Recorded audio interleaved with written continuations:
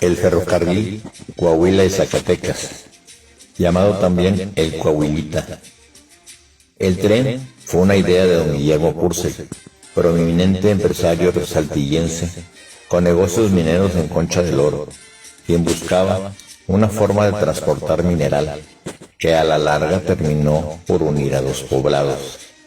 Purcell hizo las gestiones necesarias ante el entonces presidente de México, don Porfirio Díaz, para que en 1893 comenzaran los trabajos de construcción y se concluyeran para su inauguración el día 15 de septiembre de 1898.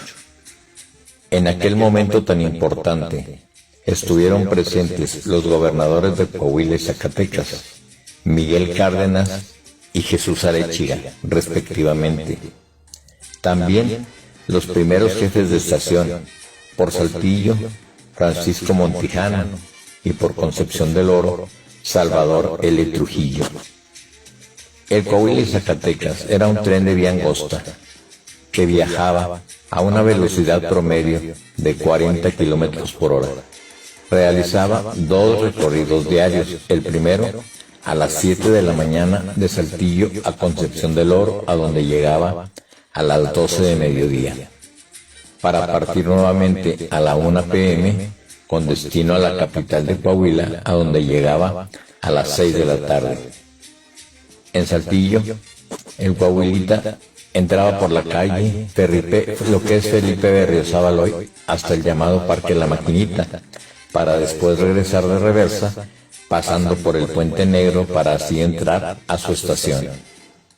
Y es que el tren, además, hacía paradas en prácticamente cualquier ranchería en su recorrido entre las dos ciudades, así mencionando a San Juan, al Crucero, Encantada, Agua Nueva, Carneros, Buñuelos, Fraile, La India, La Pedrera, Punta Santa Elena, Melville, Las Cotuchas, Jazminal, San Carlos, San Miguel, Ábalos y Margaritas.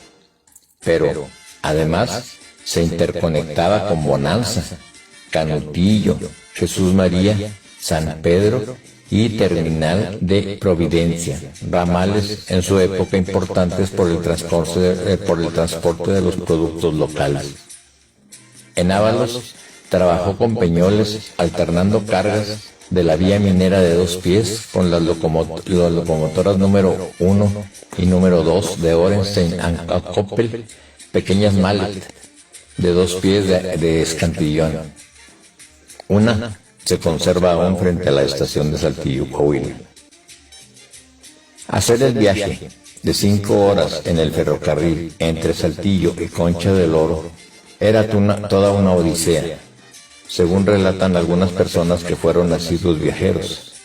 En cada estación que el tren se detenía, había ofrecimiento de comida, desde lonches, refrescos, cajeta, gorditas, limas, hasta mole, quesos, enchiladas, periódico, aunque fuera de otras fechas. Y a bordo del tren, don Manuelito Rodríguez le ofrecía refrescos y periódicos a los pasajeros, revistas que en su lugar se le llamaba publicaciones. Varias anécdotas se cuentan sobre los viajes que realizaba el Coahuila y Zacatecas. Dicen que era el único tren que se detenía cuando un burro se atravesaba, algo que ahora resultaría imposible, considerando las altas velocidades a las que viajan. Pero, como el Coahuila y Zacatecas viajaba muy lento, era fácil detenerse para ahuyentar al despistado animal. A través del tiempo se ha escrito algo sobre el Coahuila y Zacatecas, aunque relativamente poco, considerando la magnitud del pequeño ferrocarril que tuvo tanta importancia sociocultural y económico entre dos ciudades, sin dejar atrás, por supuesto, sus funciones de transporte.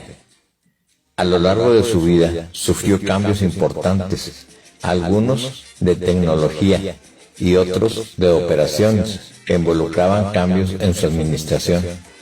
Un cambio tecnológico fue el cambio de combustible sólido a combustible líquido, allá por el año de 1957, siendo la primera en convertirse en la máquina número 7.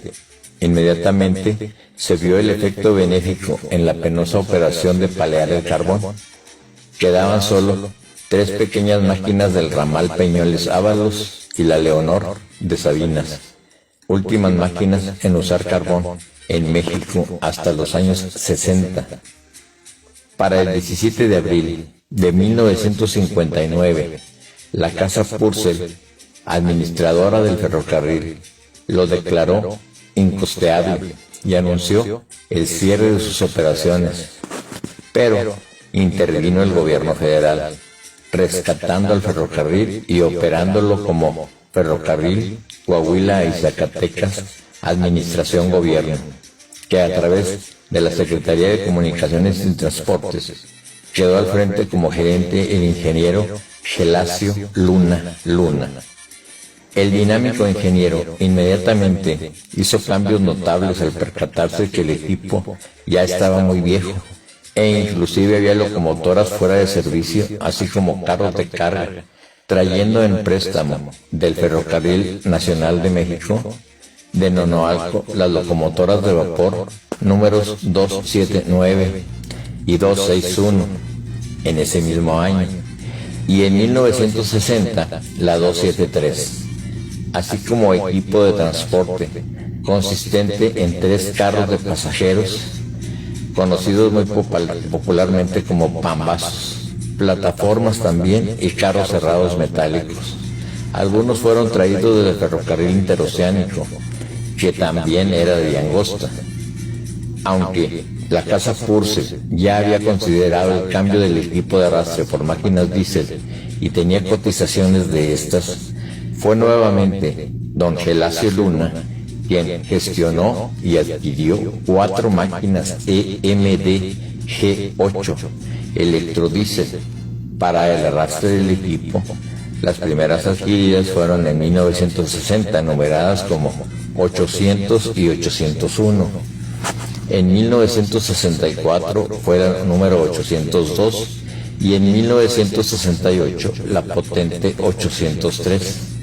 Este equipo operaría hasta 1977 bajo la gerencia del ingeniero Alfredo Magallanes.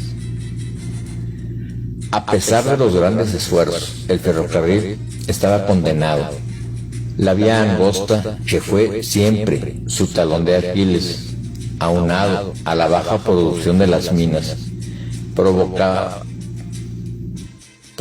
por la nacionalización de las mismas por parte del gobierno federal, e inclusive de los productos del campo como las fibras de lechuguilla y de palma y candelilla y el guayule, que prácticamente habían dejado de usarse, provocaron un cambio radical. Era tiempo de pasar a la vía ancha, aprovechando la vía de Saltillo a Gómez Farías, y de ahí tender una nueva vía a Melville para continuar utilizando parte del viejo trazo del Coahuilita a Margarita, donde tendría un retorno en forma de pera. El tren ya no llegaría a Concepción del Oro, porque no había espacio suficiente para las maniobras. Abandonando también todos los ramales, quedaron incomunicadas las rancherías al norte de Melville hasta Carneros. En 1977 se retiró definitivamente el servicio, con la venta de los pedazos que se hicieron de Ferrocarriles Nacionales de México. Los nuevos dueños no tuvieron interés en esta vía, la cual fue desmantelada, terminando así la última etapa de lo que un día fue el Coahuila y Zacatecas. De él solo quedan recuerdos que poco a poco se van borrando. El tren que una vez fue minero y se convirtió en el tren de los campesinos.